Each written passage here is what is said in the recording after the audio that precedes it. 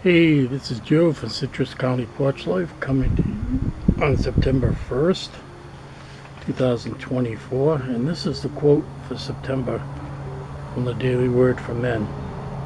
My health may fail and my spirit may grow weak, but God remains the strength of my heart. He is mine forever. And that is from Psalm 73:26. And the word for the day for September 1st is provision. The quote is, "You Gentiles are no longer strangers and foreigners. You are citizens along with all of God's holy people. You are members of God's family." They traveled into a capital city to a tourist center. The family was tired and low on money.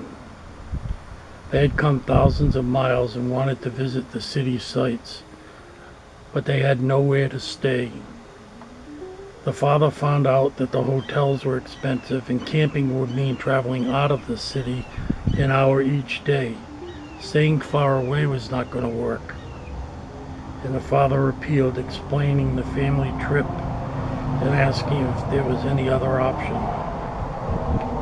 A woman appeared from behind the cubicles. Having heard his story, she invited him to stay with them.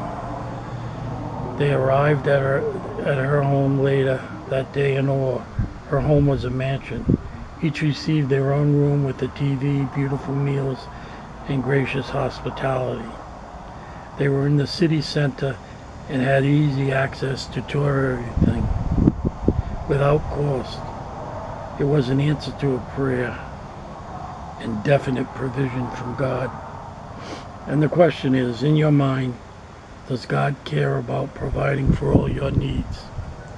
Well, this question was directly addressed in the Gospels, where God talked about the birds of the air and how they are more beautiful and they're provided for. So what about man, who is much more than a bird?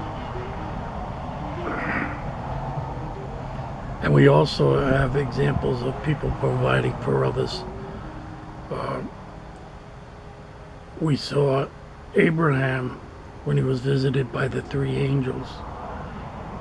Got everything he could, all tricked out, a meal all tricked out, fed them because they were strangers in his land and he had a duty to take care of the strangers. This is how God provides for us. He gives us that command that we are to welcome strangers. And so, here we are on Sunday, the midpoint of the holiday weekend. I hope you have a safe and holy weekend. And if you're traveling back home, I'll pray for travel mercies for anyone, for all who listen to this broadcast. You can hit like, and you can hit subscribe. So I thank you very much, and God bless.